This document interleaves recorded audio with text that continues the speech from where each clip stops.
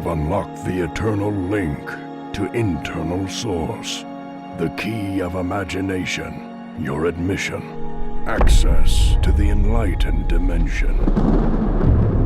A gateway at the junction of darkness and light, the place at which the chaos of our conditioned frame of mind give way to a life in constant flux, only to be mastered through vigilant discipline. Peaceful times may come, testing times may go.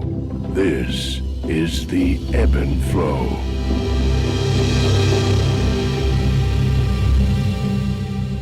Hey everybody, welcome to the Ebb and Flow podcast. I'm your host, Eben Britton. Very excited for this conversation today with my auntie, Anita Nall Richardson.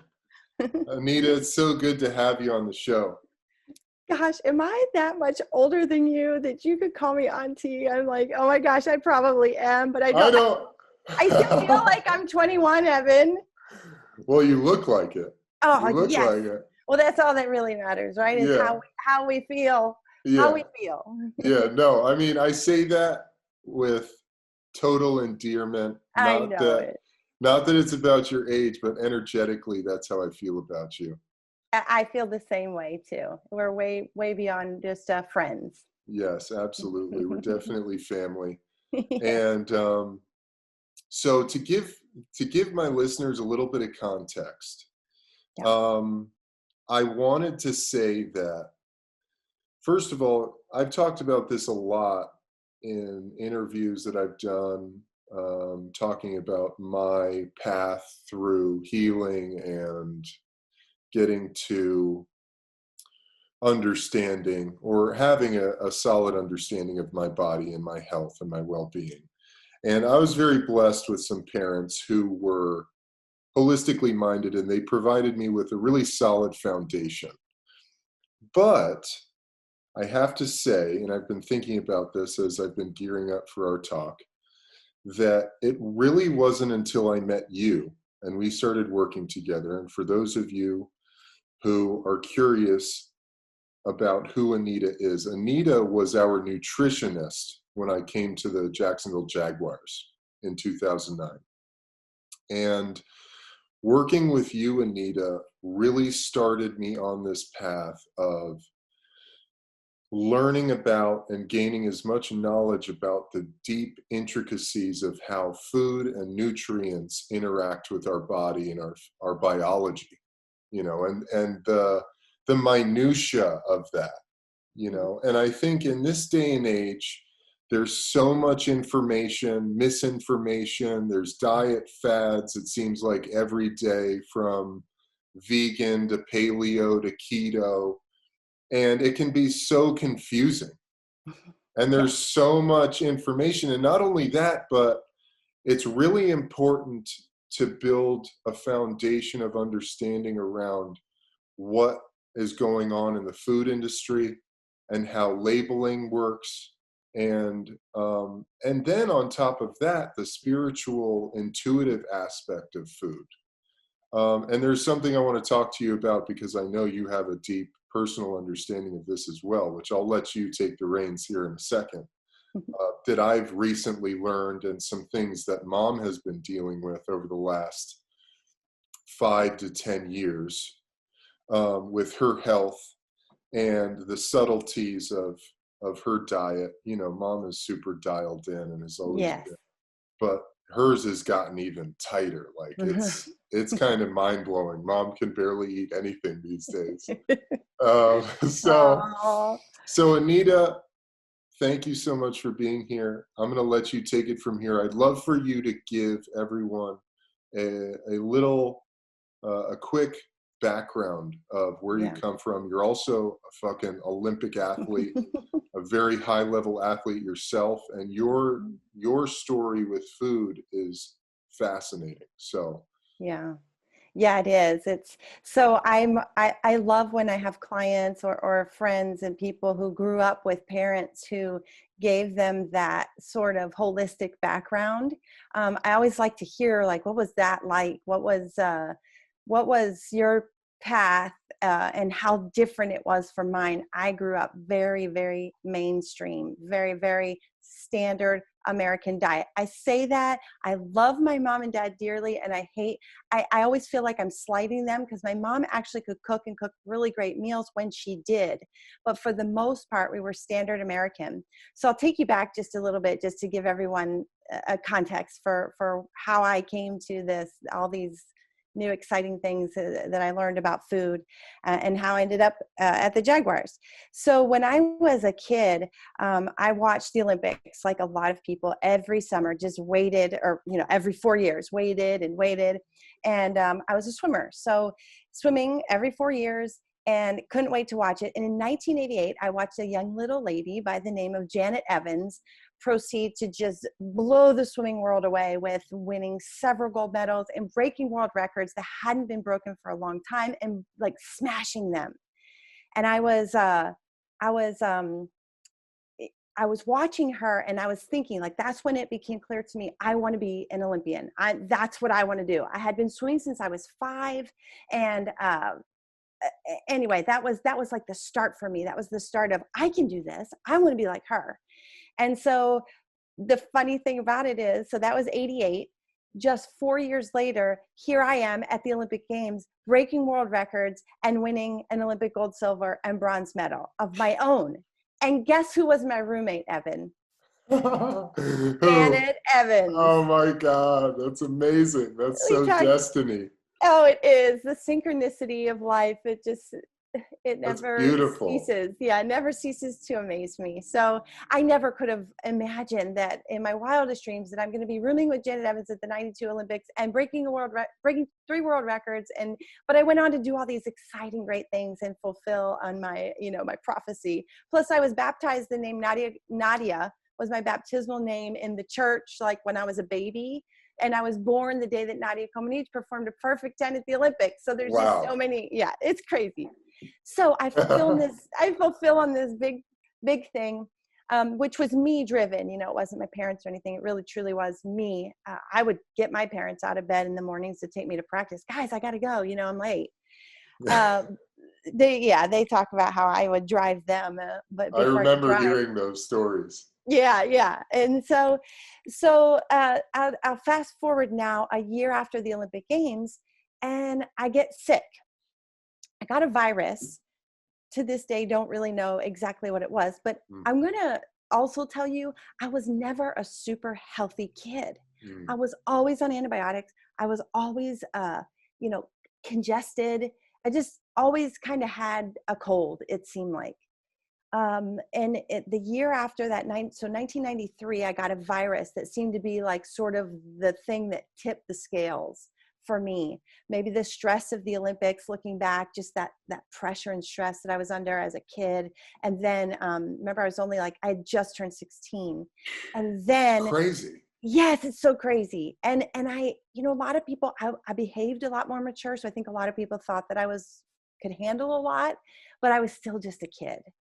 So all that to say that this virus in particular really put me over the edge, and it took me like a month and a half to get over it. But I kept trying to train and train and train. Like I'd have a couple good days of training and be like, okay, I feel better. And then I'd go and then I'd go back into like a tailspin of feeling sick for another week. So I always say that this was sort of the moment in my life where things just started to really shift for me. So I went into, from that point forward, which I call a 10 years, like a decade of mystery illnesses. Wow. That I just, no doctors could figure out. I was at one point, I was hoping that I was like diabetic, or I was hoping that they could tell me I had some weird disease or something. Every time I go in for tests, I'm like, please let this be the one, because then we could move forward. Like we could go, okay, this is it. I didn't even care what it was. Then I can move forward. But that limbo period of having all this stuff wrong with me, but yet nothing showing up on the tests is, and I really feel for people who go through this, because every day people are going through exactly what I'm talking about. Right. And it's exhausting. You feel like you're on an island. There's a lot more information now than there was when I was going through this time period.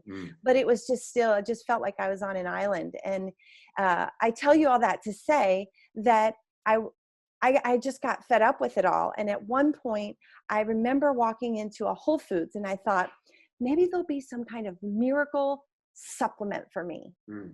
But I walked in there and I had no idea what to buy. I'm like, well, you know, I don't see the Kellogg's. I don't see the Pop-Tarts. Like, where's all the stuff? Where's the stuff that I know to buy? And so that just perplexed me. And I'm like, well, what is all this stuff? What's this stuff? Never been in here before. So that started my journey. I went in there looking for a miracle cure and I came out with like this whole new mindset about food because I started talking to people. And then eventually I went back to school and I went to a healing arts school. So, you know, I'm not a registered dietitian. I'm a holistic nutrition specialist. And so an education specialist in the holistic route, more of a functional nutrition specialist. So I teach people, you know, how to connect what they eat with how they feel. And we all want to feel our best, you know, so it's huge. It's a huge piece of the puzzle. That's why I love you so much, Anita, because that is really this path that I'm on, that I've been on, and why, you know, I connected so much with you, because of that exact philosophy that you live with and that you work with people on, is connecting the food you eat with how you feel. That's it seems so simple, and yet it's so abstract and crazy to the average American mind, you know, because we're trained, we go into a doctor's office and you say, well, you might even mention to a doctor, hey, I think that maybe when I eat this, that might have something to do with the way I feel. You'll get laughed out of a doctor's office. Oh, yeah. They'll look at you like you're crazy. Eben, even nutritionists, mainstream nutritionists and dietitians are saying that to a lot of clients that end up on my doorstep, because they're like, well, you know, I told them that I didn't feel good when I ate gluten, but they kind of told me that that's ridiculous. And I'm going, are you kidding me? I mean, you're just trying to strip people away of their innate capacity to know what's best for them. Well, It drives me said. nuts. Perfectly said. Drives me nuts. But I loved what, you know, I really thrived working with you and Eugene in particular, because you guys were trying to figure out, and we had a couple, actually, I was really loved that when you guys would come in, it was like, those are my people, because you guys were getting it. You were seeking to figure these things out. Yeah. And I'm not saying, here's your diet, Evan, go do this diet. Yeah. You know, I give you the parameters. I give you the tenets of a whole foods nutrition plan. But from there, it's going to, you know, you're going to go this way. Eugene may go this way. You're going to figure out then what's going to work best for your unique body. Oh, I love that. Yeah. That's what I love so much about you. And so I want to get into that. And I want to get into, so did you ever come to an understanding, or did you ever gain any insight into, or come to an answer of what was going on with you during that 10-year period? Yes. So yes and no. It's taken over 20 years to really get deeper insight. But first of all, I was labeled with chronic fatigue syndrome at that time. We know, so I did actually get a diagnosis of some sort during that time period. So there wasn't like absolutely nothing at that time. However, there was so little information on chronic fatigue syndrome. There wasn't this functional medicine movement that there is now, which is, thank the Lord that that's going on, because we at least have, you know, some of these more functional testing now capacities. So that's huge. But back then it was, you've got chronic fatigue syndrome, which is really a conglomerate of symptoms that fit this mold. We know that you need to rest a lot. And I'm sitting there like, that's it? That's all you can offer me? That was all they could offer me at the time. And then I had a dietitian at the Olympic Training Center even look over my diet at the time. Now, mind you, my doctor's answer to having chronic fatigue syndrome was to go on an antidepressant. So at 17, I was on an antidepressant, which then it created sort of I got like anorexic type Mm, behaviors. mm, So I would go on these like these stints where I was down to like a size 2, which is really, really tiny for me. That I'm mm, just typically more like a 6 or bigger when I was swimming. mm. And so and I'm not, I'm like 5'8", 5'8", so I'm not tiny. And so I was down to this little tiny size 2, and I would go on these stints where I'd only eat like corn muffins for a week straight, because the medication was making me feel Yeah. weird, and I was craving weird things, and then that's all I would eat literally for a week, or Mm, else I'd feel sick to my stomach. So it was a mess. But I also like talk about intuition. I knew that wasn't right. I knew I mm, wasn't depressed, and even back then I just felt like taking a pill wasn't going to be the thing. mm. So that was what I was labeled with. And then, and then I actually had someone say to me, a doctor at Johns Hopkins University, is best advice I got that really catapulted my growth and my health. He said, we don't know why, but a lot of people with this chronic fatigue feel better when they take dairy products out of their diet. Mm, So I was like, I can do that. That's an action step I can take, mm, rather than all these theories and ideas. And it wasn't a pill. So I mhm. was tickled pink. I was like, okay, I'm on it. I'm taking dairy. But guess what I did, Eben? What'd you do? I substituted the dairy with soy. Oh, okay. So now, plus this time we didn't have all these alternatives like we have now. So I substitute with soy, and I'm like, now I've got a hormone situation going on because I'm eating tons of soy. Mm, So I might have been starting to feel better when I took the dairy out. I could sense my sinuses, and this is common for anyone listening. This is really common. If you struggle with sinus infections, dairy products are one of the most congesting in the sinuses. mm. So that would be one of the first things, along with sugar. So though that was just sort of the initial things that got me like just really inquiring and trying and learning more.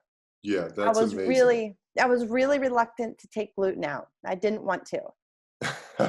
Well, yeah, I mean, bread and pasta and all that stuff. Yes. We love that. Yes, and I was totally addicted. Well, sugar was hard too. Sugar, and I can't say Yeah. I'm not 100% sugar free at all. I am 100% gluten and dairy free because those really make me sick, Uh-huh. really, really sick. I'm Hmm. like, for gluten, I'm doubled over if I eat it. Yeah. Yeah.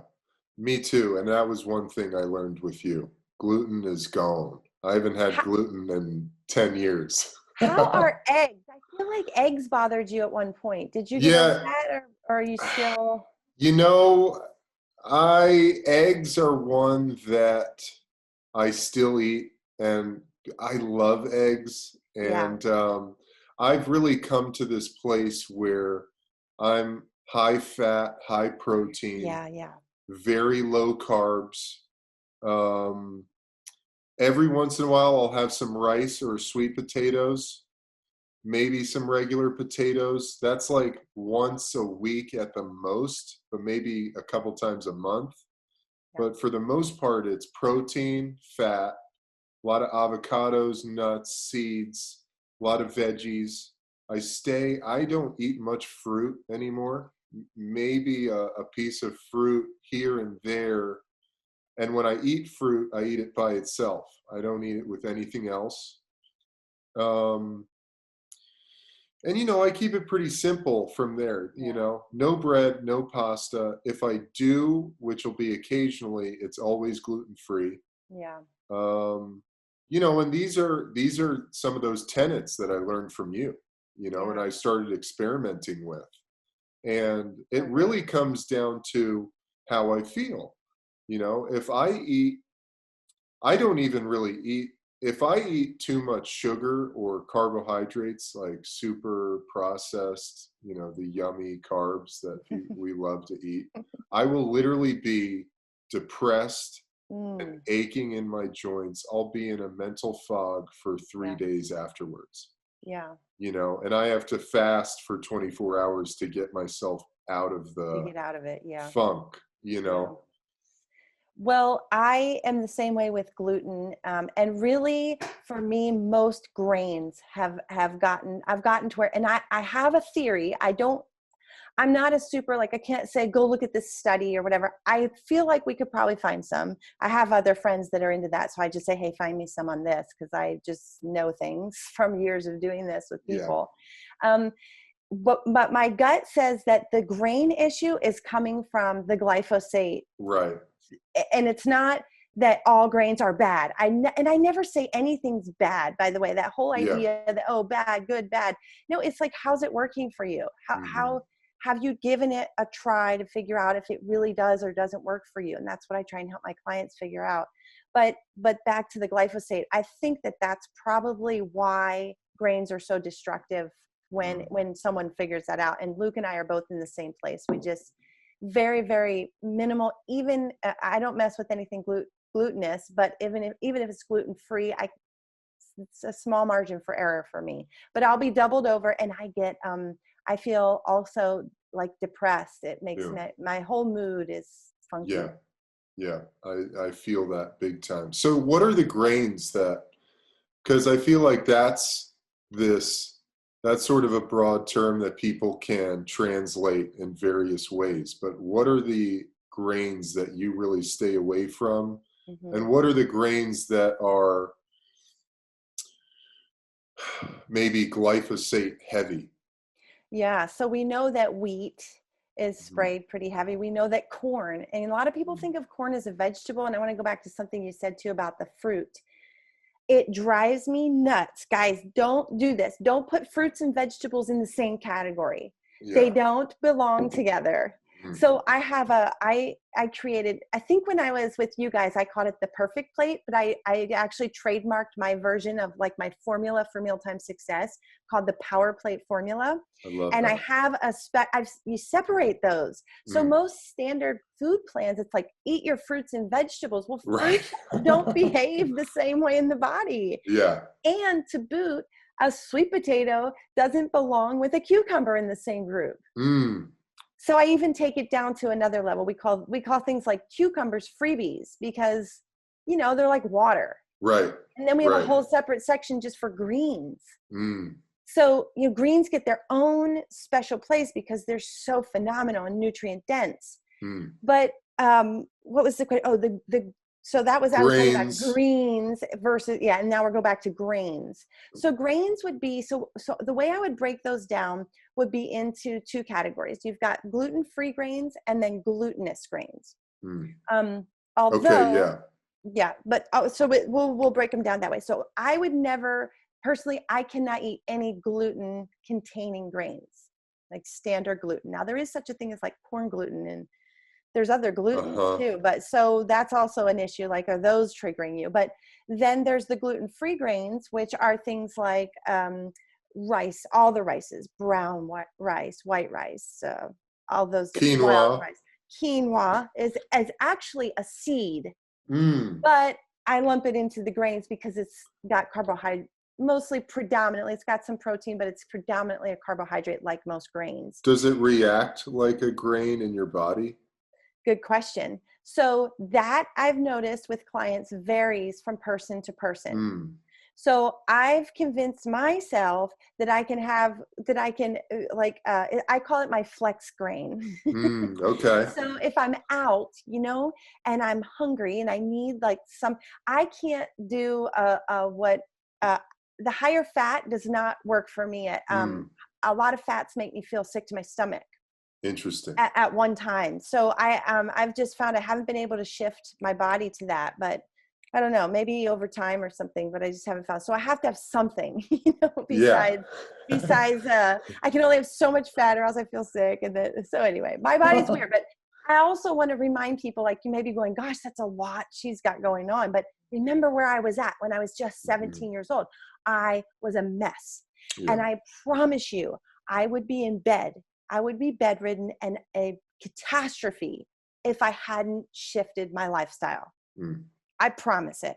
But the grains, so then you've got some starches. You've got some other things that are technically grain-free.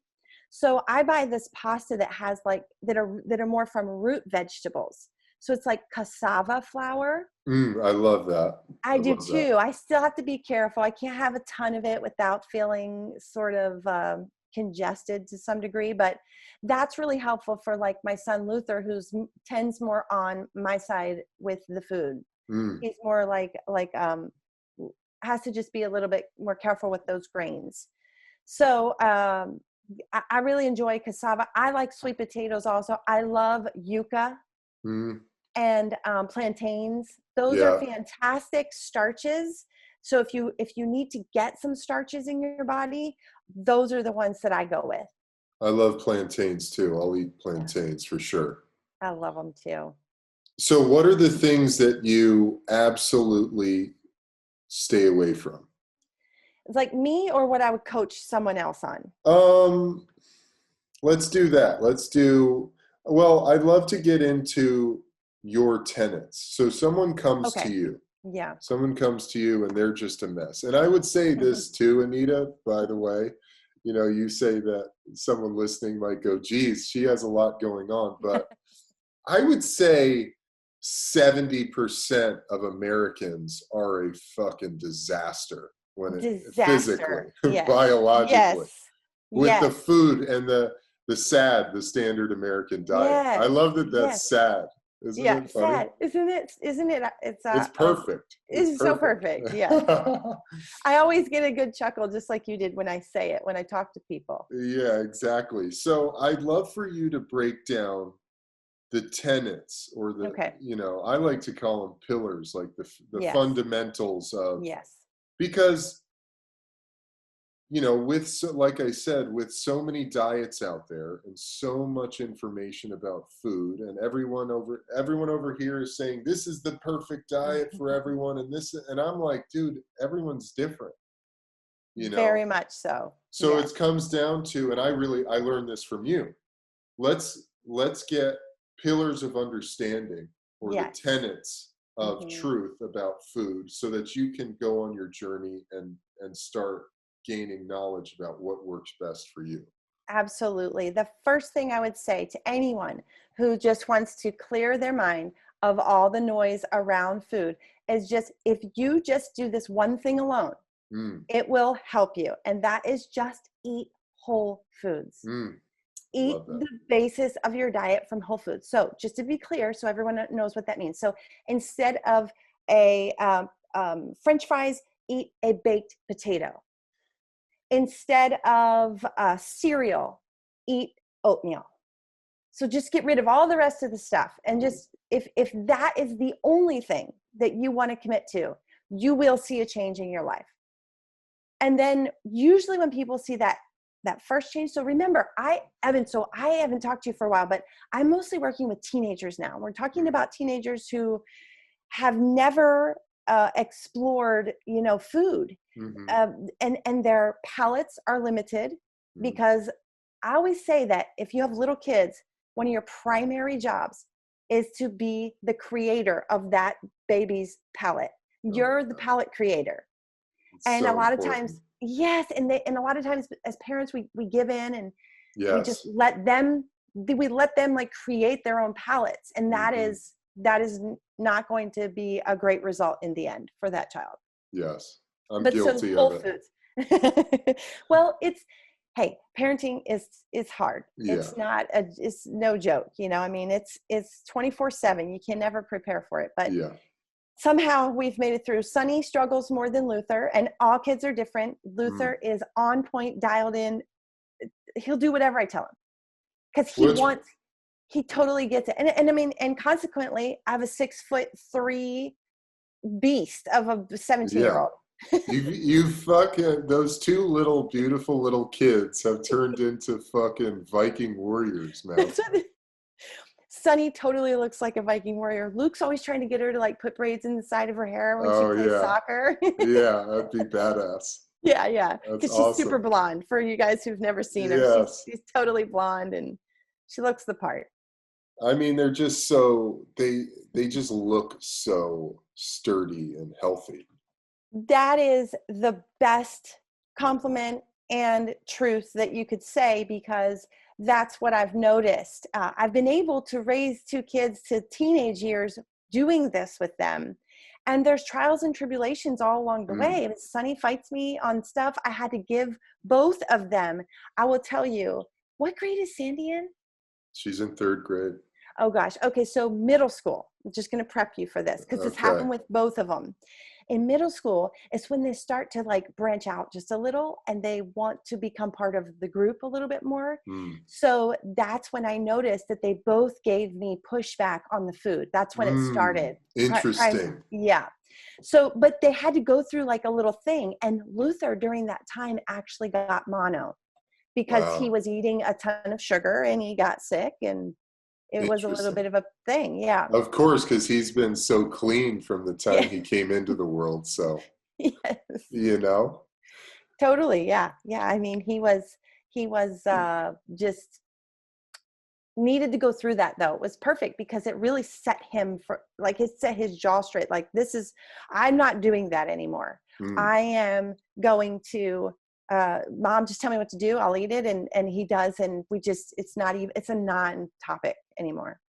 Well, I think that's great that, you know, with so much available in the world and you can only control so much as a parent, I think it's really necessary. Yeah. And plus you guys have set the structure and the tempo of what real good food is and what true nutrition is with your kids. So when they venture out and have a soda or something, they probably feel like hell afterwards. Yes, they totally do. They feel it immediately. They recognize it, and then they're able to go, okay, that probably wasn't the best choice. So I don't even have to do anything as far as that stuff, other than I still cook and take care of them, but I don't really have to educate them much on this stuff anymore. That's awesome. Yeah. That's so awesome. Pretty cool. Okay. So getting back to the tenets. Oh yeah. Okay. And, you know, this is something that I want to throw out there because something that always inspired me about you. And I think it's a testament to your number one rule, which is always look to eat whole foods. Yeah. Which is the same thing. I guess I learned that from you because that's when I talk to people about food and how I eat, that's what I start with. That's great.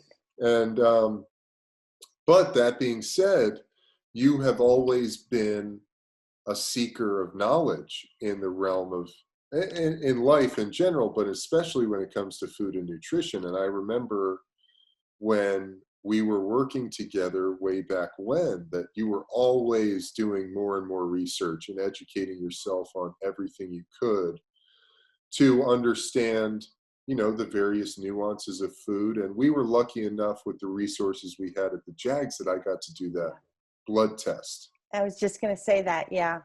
So go into, if someone, you know, that's really helpful if you're able to do that, if you can afford to have this blood test done to see your food sensitivities. Yes. And Eben, when I was working with you guys, you know, this was not available to just anyone like it is now. You can go on to Everlywell and these, there's all these companies. I've seen those commercials and I was like, holy shit, that was what we did back then.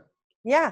And I'm going to tell you this too. People thought I was crazy when I started talking about food sensitivities. Yeah. People thought, guys on the team thought you were nuts. I'm sure. I guarantee it. They thought I was nuts when I pulled, remember they had homemade cookies every day in there. I'm like, we don't need to eat cookies every day, guys. And I pulled the soda machine out and they really thought I was crazy. Yeah, I know. But Eugene and I were like, fucking A, I dig this. Yeah. Well, I mean, shit, how hard is it when it's in front of your face every minute? Of course. Even the strongest willed person is going to struggle when something is in front of them all the time. Absolutely. So why not just have it not be around? And the more you're not around it, the stronger your will become with it. Yeah. They kind of, you know, you do this with it. And that's where I've gotten to. Yeah. I have this ironclad will. People are like, Eb, you're a psycho, dude. How are you not going to eat cake? I'm like, dude, I know what'll happen. Yeah. You know, I associate eating that cake with 3 days of black depression. Yes. So I'm not Yes. interested in it. You know, I'm not It's not interested worth in the 5 minutes of mouth pleasure. No, no. And well, gosh, there's so much to say about this.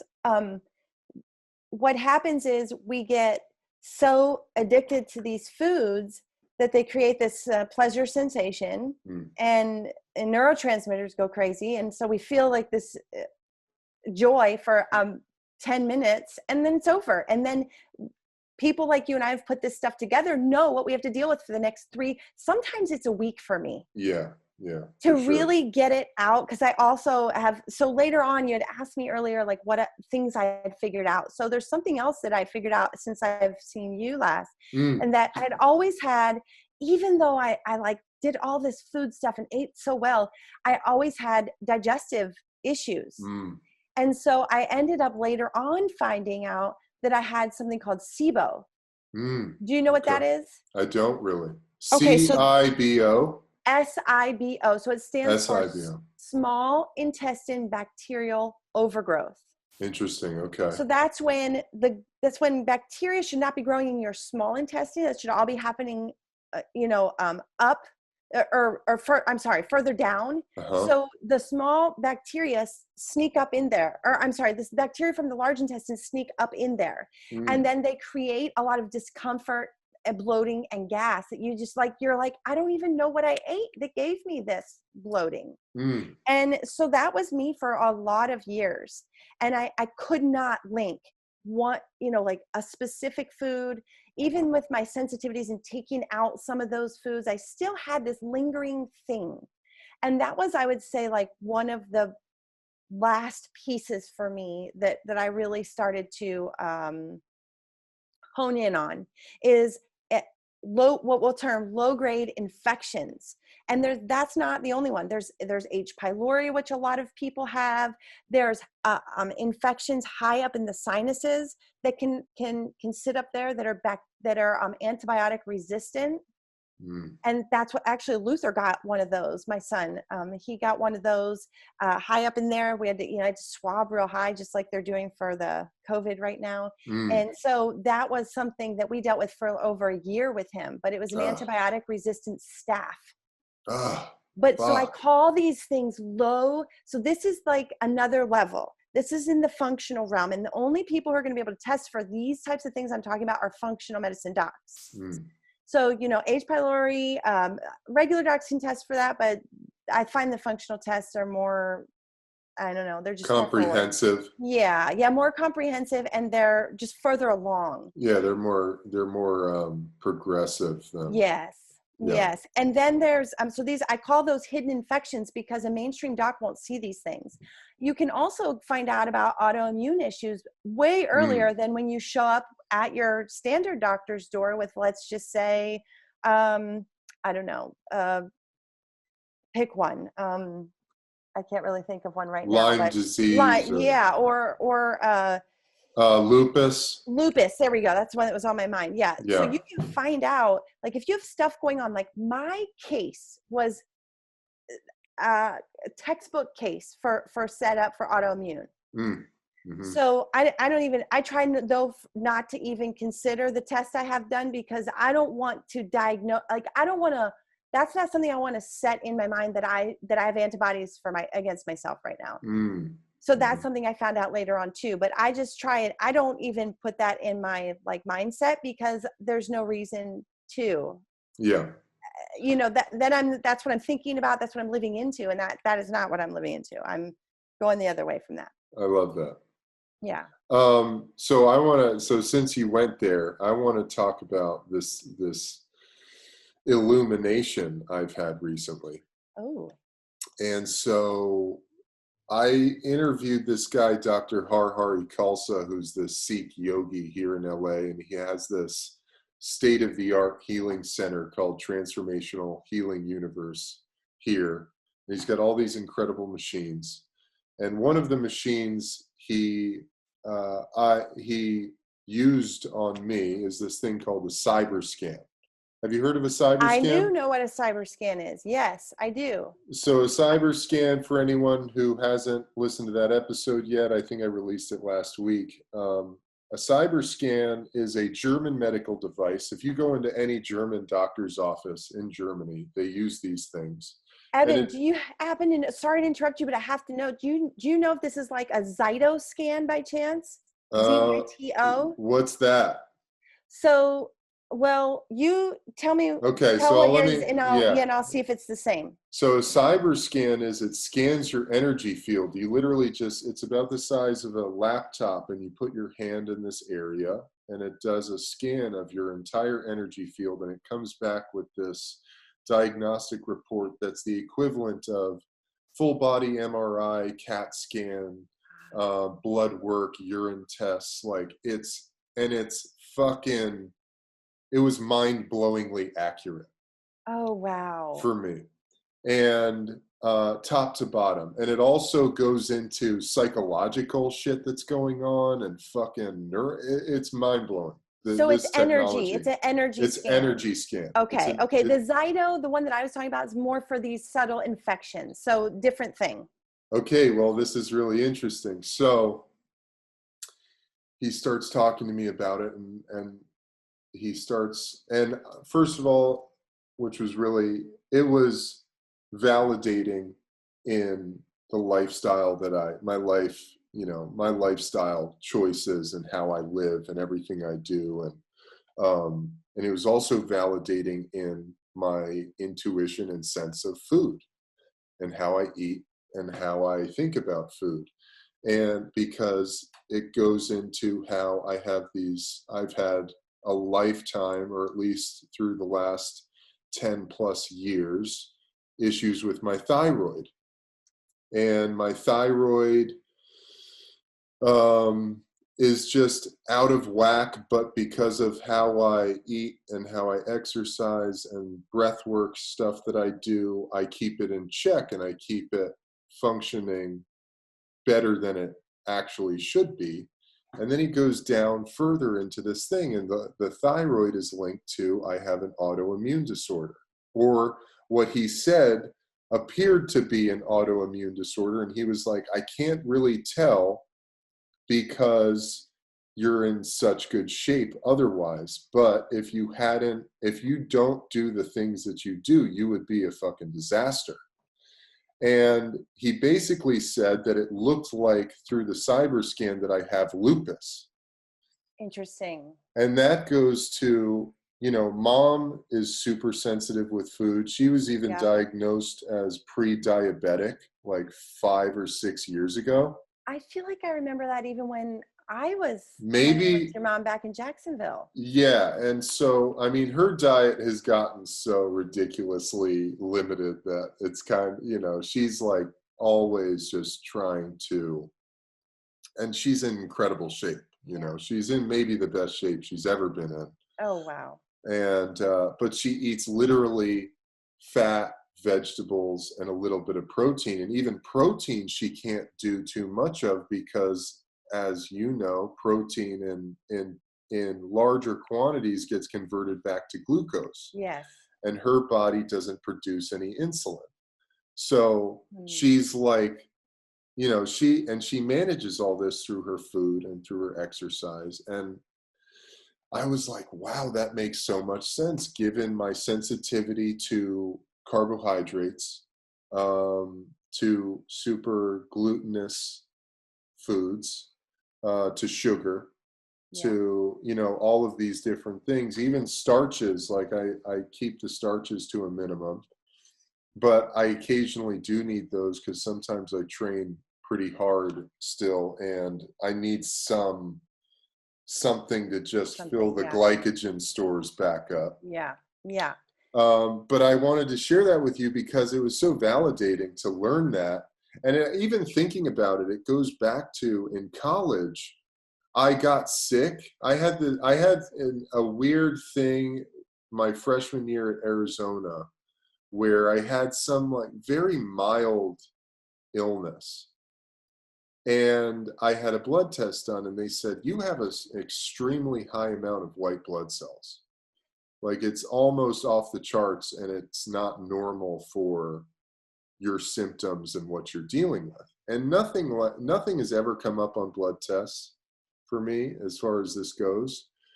But this cyber scan highlighting this thing of I've had basically a lifetime battle with autoimmune made all of my food issues make complete sense. Makes sense, yeah.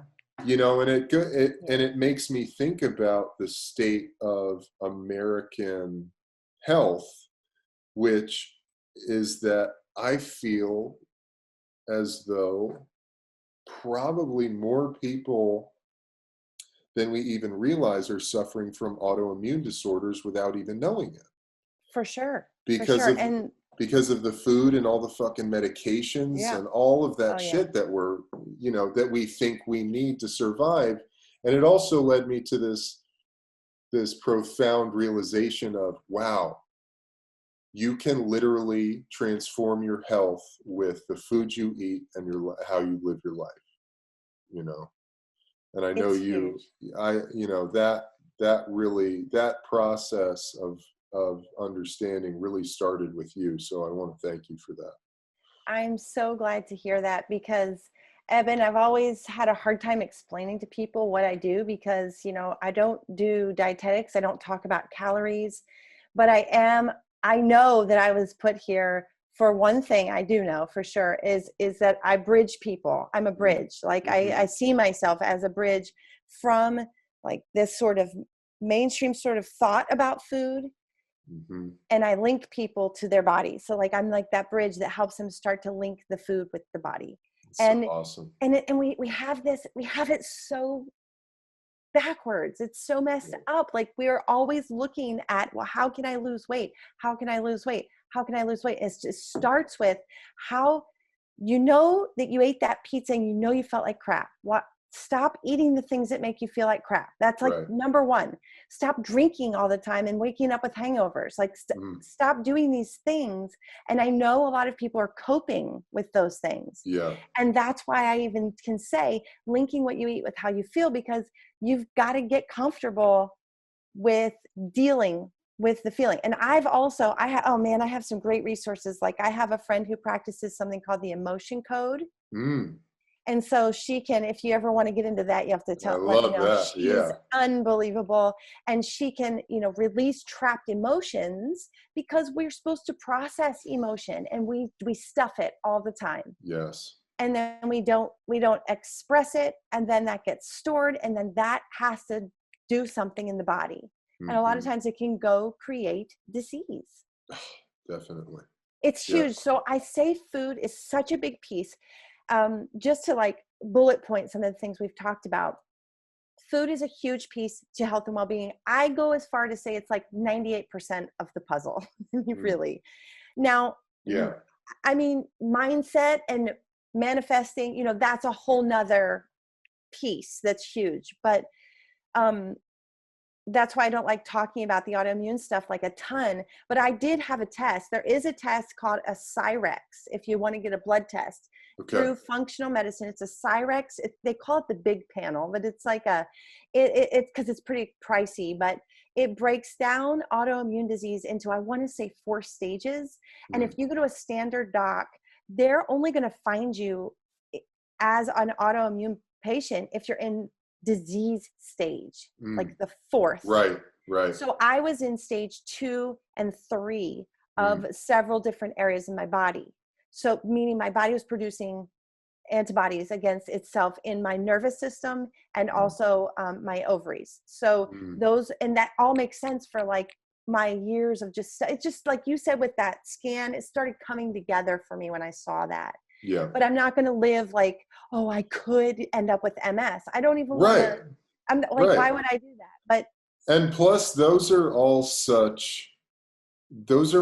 just terms that our medical system has slapped on these diseases that they really have no explanation for, because the root of all of these things is the lifestyle of the average American.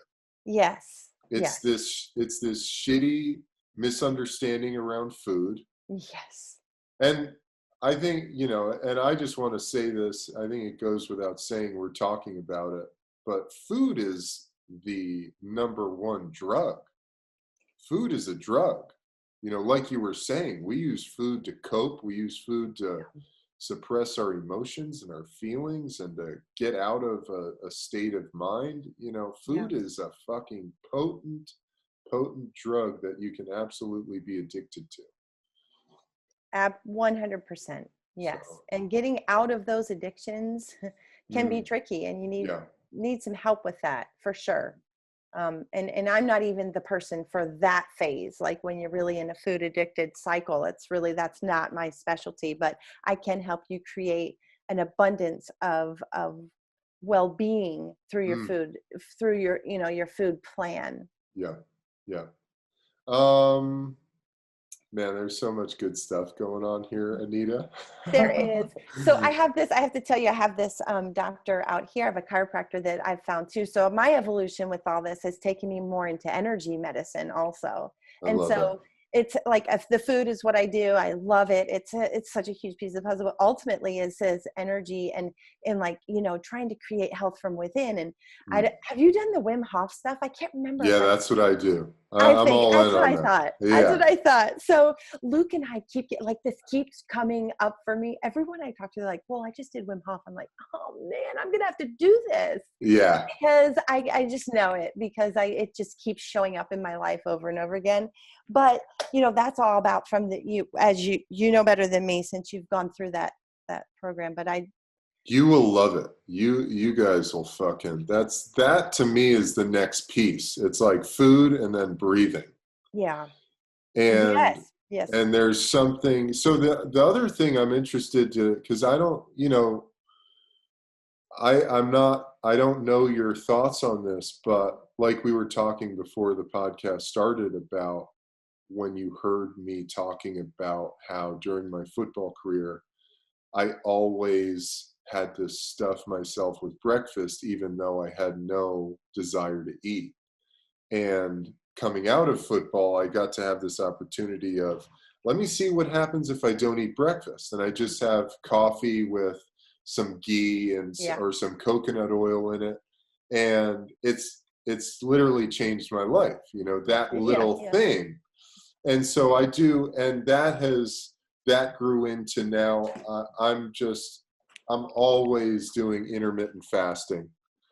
If I'm not fasting, doing intermittent fasting, then I'm doing like a 24-hour fast just to clear it out. But I'm curious about your thoughts on fasting. Yeah, I can't personally do fasting, but I have plenty of Luke can and feels good when he does it, because I'm still running on carbohydrate. So for me, and I always had blood sugar issues my whole life. So, okay. And I can't do the high fat thing because I get stomach upset. So it's kind of I'm always like playing this delicate balance of just eating enough carbohydrate to feel balanced, but not eating too much to where I feel fuzzy headed and congested. So it's always that like sort of delicate balance for me. Mm-hmm. But a lot of my clients love intermittent fasting and get great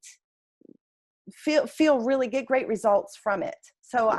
I'm not surprised at all that you are feeling that and experiencing that. It's not a surprise at all. A lot of people, especially I'm noticing bigger guys like you. Interesting. I have noticed that sort of seems to be a theme. Like bigger guys really feel good doing it. Luke carries he's I always say he's small, but he's mighty, carries a lot of muscle mass, and he can do it too. So I don't know if there's something to that, but that's really interesting. Yeah, it feels very primal. Like I feel very mentally clear and sharp. Like I haven't eaten today yet. I'm gonna after we get off, I have a big bison burger and a salad waiting for me. Oh, good. That's my favorite combo. Yeah. So, and that's another thing that I learned from you is combinations of food. I think that one of the worst American meals is steak and potatoes. Oh yeah, some people can get away with it, but some people can't combine. You mean combining like starches with that? Yeah, starches and protein. Yeah. Or starch and fat. Yeah. I can get away with some of that. which is funny because I have Mm. such particularities. But I definitely have clients who can't combine certain foods, and like you said, have to eat fruit alone, Yeah. which is good for me also. I feel better that way. But I also want to explain to people real quick too. The Yes. further your body has taken a beating, let's just say that, Mm. like Eben, I mean, look at what your body has gone through for so many years.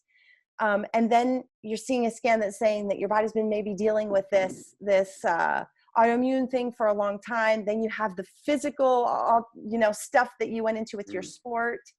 So my body, for whatever reason, I got that virus. So the farther you get off the rails with your health, the more extreme you've got to go on the food to bring it back. Mm. This is what I've seen. And that's what I explain to people when they feel like what we're talking about seems overwhelming or like too much. Mm. Just go back to whole foods. Start with whole foods. Yeah. Start with taking out the things that like I know, how many people do you know that sit there and they eat a pint of ice cream and then they start going like this? This is the number one thing. They'll start going, because all this mucus is now built up. Yes. So that's really common. And that's from the cold food plus the dairy on top of it, which is also a damp food in itself, or damp. It has damp properties. So just take those things out, like the things that are making you feel that way. I also have on my website, anitanall.com, I have a health assessment. And you can take it and just figure out, like, where is your level of inflammation sitting at? It's something I created. You did one years and years ago. I probably had you do them several times. Mm. Because we always want to get a check, and we want that inflammation to be going. So we get a number, we get like a baseline reading, and then we want that inflammation to come down over time, because inflammation is really what we're trying to quell here. Yes. Yes. I think that's a big thing, and people, and, part of this process is because it can be so subtle, we get used to living in pain. Yes. And you wake up and you feel like shit, and that's just status quo. For sure. You For know? sure. Yeah. And then we're conditioned. We watch the TV and we've Right. got commercials of every drug. We've got allergy medicine now for kids. So, it used to be, I have seasonal allergies was like kind of like, yeah. not everyone. Now everyone's got seasonal allergies, and kids now are taking allergy meds for kids. Kids are now taking, GERD, gastroesophageal reflux disease medications. All this, guys, the root is the gut. Mm. Okay, what is the commonality here? We aren't treating our guts properly, so it's behaving. And people don't put this together too. Your skin is acting up. That's your gut too, by the way. Your brain is acting up. You're getting depressed. You're getting, our neurotransmitters, over half of them are made in the gut. I think it's like 70%. The gut-brain axis. Yes, the gut-brain axis. That's right. Yes, it's so important. Yeah. So, Anita, I feel like I could talk to you all day about I food. know. I get so fired up about this stuff. I'm really passionate about it because it's changed my life. And I look at, if I take a minute and look at where I would have been, I mean, you can't ever know what would have been, right? But I can pretty well guess from what I felt like as a 17-year-old on antidepressants. Yeah. Well, this is life-changing shit, man. Yeah. It's life-changing shit when you start to really look at your nutrition and how the food you're eating is making you feel. Yeah. So your awareness, I'll just say the last thing too. My awarenesses have been more keen and sharp too over the years. So it's almost like the mainstream way of eating, I see it with kids a lot. It produces sort of a fog over your sensibilities. I mean, your sense of smell, your sense of taste, your just awareness in general get sort of convoluted and foggy. Yeah. And I really believe that food plays the biggest role in that. Absolutely. I think you're totally right on. I think it's 98% of the puzzle. Yeah. So to bring this thing full circle, you've already given us your number one tool that you give people, which is to eat whole foods. Yeah. But if you have three things, someone comes to you and they're in complete disarray, they've completely surrendered to the fact that they need to make a lifestyle change. Yeah. They have come to the understanding that it begins with food, because I think, like you said, that's a really important part of it. Until you're a person who comes to the place of, I need to do something about changing it, there's really nothing you can do, and you've had that mental switch. So what are the three things someone listening to this podcast who says, man, I really need to make a change? What are the three things they can do right now to begin that process? Yeah, and we'll make them easy so you can start today. Not like, I won't tell you have to go gluten-free or dairy-free, but those are big ones. But the first three, I would say, if you need to just start from, let's say, the beginning, eat whole foods, reduce your sugar intake completely. Like, you really have to start to look at everything that like alcohol, is basically sugar. Yeah. All these starches and breads and crackers, all that stuff. I always say, we call them on my program, on my power plate, they're called energy givers. And we always say energy givers add up quick. And unless you're Michael Phelps and you're burning them off, like you said, on the days that you work out, you need some of those. That's because they're there for that purpose only, to burn off. So if you're not burning those off, they're going to go in your body and create havoc. So wreak havoc in there. So eat whole foods as much as you can, reduce sugar. And the third one, okay, what would I say the third thing is I think a lot of people are drinking their calories and not eating them.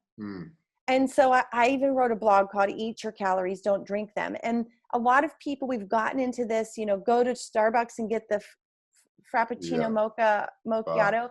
And it's just like, it's killing people. It really is killing people, between that and energy drinks and other things. And there's ways, soda, even fruit juice is loaded. It's just too much. It's too much at one time. I'm not saying fruit's bad. Let me just make that clear.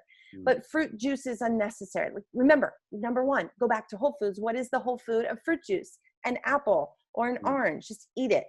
Then you get the fiber with it. Yeah. So I would say those three things would be the biggest difference makers. I love those. Those are so key.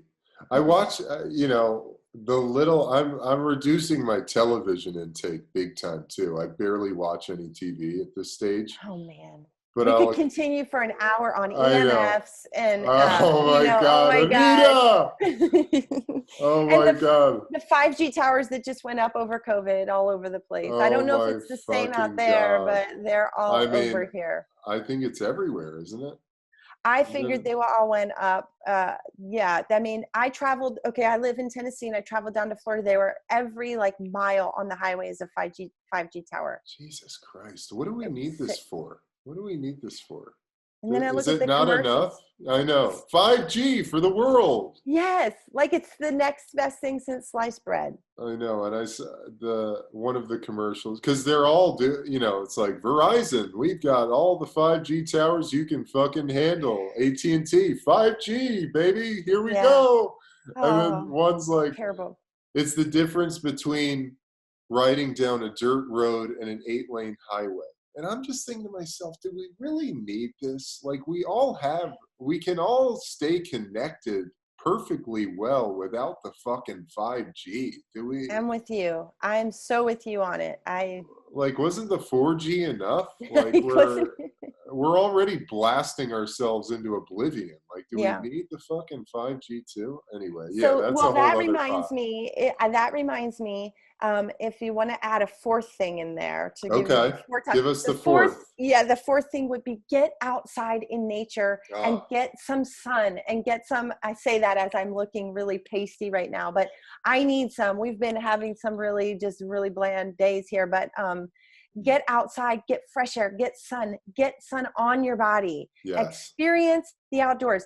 I'm not even kidding when I say, like hug a tree, sit with a tree. I don't know, that. do something to where you can at least get back to some of your primalness. I love that. That's music to my ears, Anita. Yes. We're on the same path, Eb. Definitely. I know it.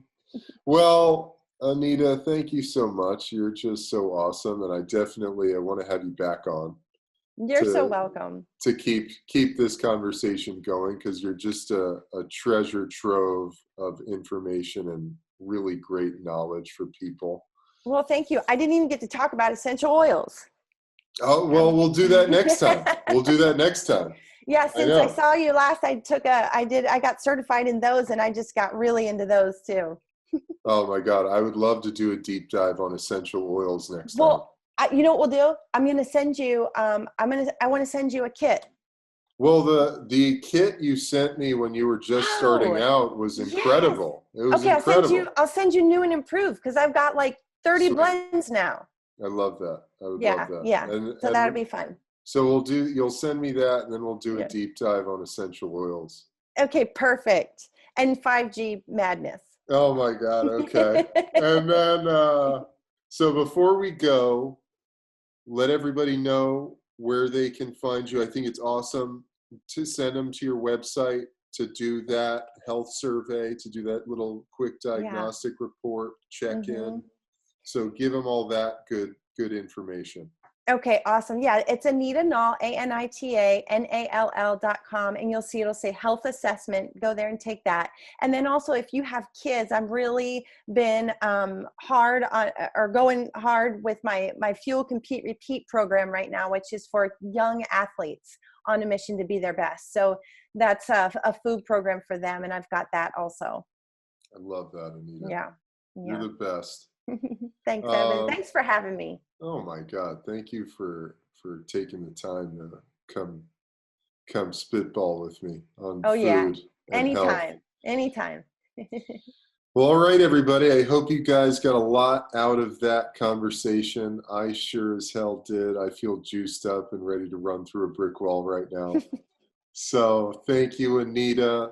Thank you guys so much for listening, for supporting.